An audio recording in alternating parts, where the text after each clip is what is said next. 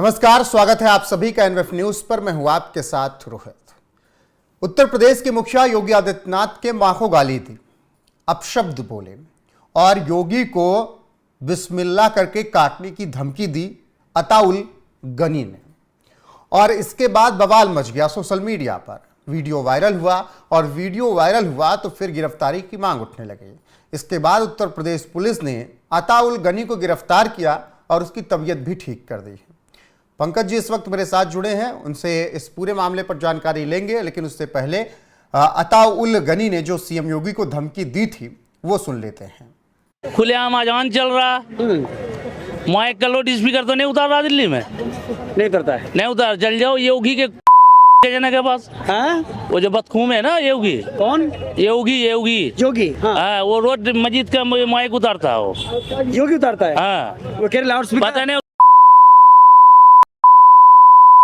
हाँ। वो बोलता है मुसलमान भगाओ यहाँ से। वो तो ये कह रहे हैं हम तो सबका साथ सबका पालेगी ने तो बिस्मिल्लाह बोल दूंगा। क्या योगी को बिस्मिल्लाह बोल के मतलब वही की बिस्मिल्लाह बोलूंगा और कुर्बानी दे दूंगा। किसकी? योगी की। पंकज जी, शाहीन बाग का रहने वाला 335 बोर का तमंचा, जिंदा कारतूस, एक चाकू, आपत्तिजनक दस्तावेज और मोबाइल फोन बरामद हुआ।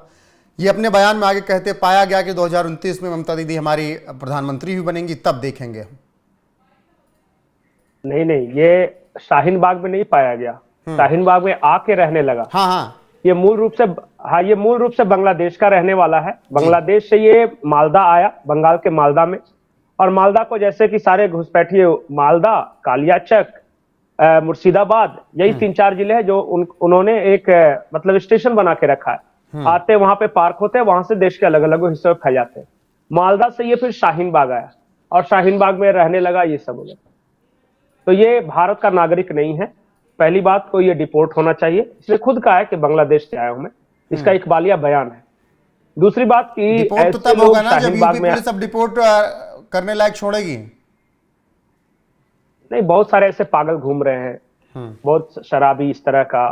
आप हर मुस्लिम मोहल्ले में जाएगा तो एक आध ऐसे मिल जाएंगे जो इनकी दिली ख्वाहिश है ना, वो मोदी को, योगी को। अच्छा, आपको ये अताउल गनी जो है, इसको लग रहा है कि बहुत बड़ा इसने बोल दिया।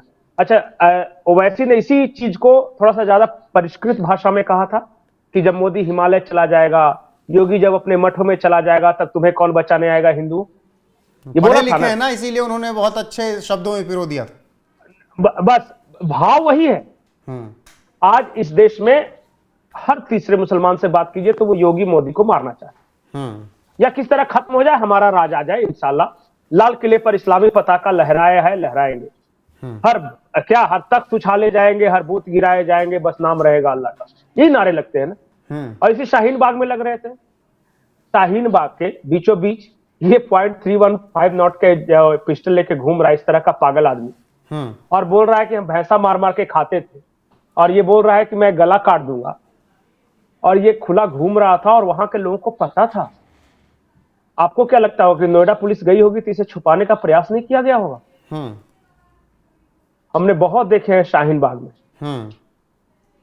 और इस इलाके में ये अकेला, ऐसा नहीं कि बांग्लादेशी शेख अताउल रह रहा है। बढ़िया से सर्च ऑपरेशन चलाइए, कहां कहां के मिलेंगे नागरिक और कैसे कैसे कार्टून मिलेंगे वहां। मैंने एक वीडियो में आपको कहा था कि मुसलमानों में कोई गलत इंसान नहीं होता, वहां सभी भाई होते हैं।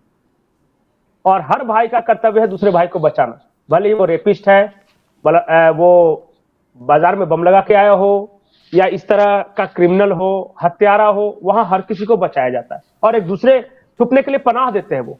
अच्छा, और यही इसी सोच के कारण उस सोसाइटी में क्रिमिनलाइजेशन बढ़ रहा है। जी बिल्कुल। अभी तक तो चलिए इस वाले मामले में ये बात निकलकर सामने नहीं आई कि मानसिक विक्षिप्त है, वरना हर मामले में यह आता है जो योगी मोदी शाह को धमकी देता है मानसिक विक्षिप्त उसको बता दिया जाता है। नहीं, कल परसों तक कोई ना कोई मौलवी आ जाएगा जो कहेगा कि उसकी मानसिक स्थिति ठीक नहीं थी। अभी तो शुरुआत है, पकड़ा गया है। अभी तो बाबा जी की पुलिस इसका इलाज कर रही है। मैं ये कह रहा था कि देश में आबादी कितनी है मुसलमानों की? 18 या 20%। और इस देश में क्राइम में हिस्सेदारी कितनी है? 37%, नेशनल क्राइम ब्यूरो के आंकड़े के।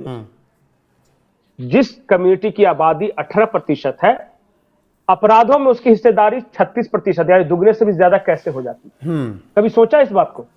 वो इसलिए क्योंकि वहां एक्सेप्टेंस है अपराध को, वहां गलत कुछ होता ही नहीं, वहां हर क्रिमिनल, हर बलात्कारी, हर टेररिस्ट मुसलमान होता है और अपने भाई होते इसलिए उसे बचाया जाता है। जिस दिन बचाना छोड़ देंगे ना, सामाजिक बहिष्कार ऐसे लोगों का होना शुरू हो जाएगा, तो ऐसे लोग कम संख्या में होते चले जाएंगे और फिर उस सोसाइटी का एक सफाई अभियान होगा। आज बोलते हैं ना कि हमें क्यों परेशान करते हैं, अरे हर तीसरा क्रिमिनल आपके यहां से मिल रहा है, तो फिर छापेमारी तो उसी मोहल्ले में होगी ना। एक ट्रैफिक, मैं एक घटना बताता हूं, रांची की एक घटना है। फ्राइडे का दिन है, ट्रैफिक पुलिस वाला खड़ा है, हेलमेट चेकिंग चला रहा है और हमारा भी हेलमेट चेकिंग होता है और वही देखा कि उस इलाके से सीधे नमाज के बाद बिना हेलमेट लगाए हुए जा रहे हैं। मैंने पूछा कि उनकी चेकिंग, तो वो ट्रैफिक पुलिस वाला बोलता है कि नौकरी करने आए हैं, जान थोड़ी ना देने आए हैं। मतलब कि वो जो स्कल कैप लगा के घूम रहे बिना हेलमेट के, ट्रिपल लोडिंग, उनकी कुछ जांच तक नहीं होती। डरते हैं पुलिस वाले जी कि जान थोड़ी ना देने हैं, नौकरी करने। ये आप, मैं ऐसी कोई बात नहीं कर रहा हूं कि जो दुनिया में अजूबा है। आप हिंदुस्तान के किसी भी शहर में चले जाए जो मुस्लिम मोहल्ले हैं और वहां जाकर देखिए कि वहां क्राइम का रेट ज्यादा है या नहीं, वहां क्रिमिनल को बचाने के लिए लोग आगे आते हैं कि नहीं। अरे अभी देखिए लड़की ना को किस छेड़ने वाले तरीके को से हमारे यहाँ, अभी देखिए ना एक मौलवी को पकड़ने के लिए जब एनआईए की टीम गई, किस तरीके से लोग का हुजूम उमड़ पड़ा, वहां पर छुड़वा ले गए, तो बाद में फिर टीम दोबारा पकड़ के ले आई। और यही बात है। और जानते हैं वो मौलवी क्या सिखा रहा था? कि ट्रेन कैसे पलटानी, ट्रेनिंग दे रहा था। हाँ, ट्रेन का ट्रैक पे कैसे ये गड़बड़ करनी है ताकि ट्रेन गिर जाए।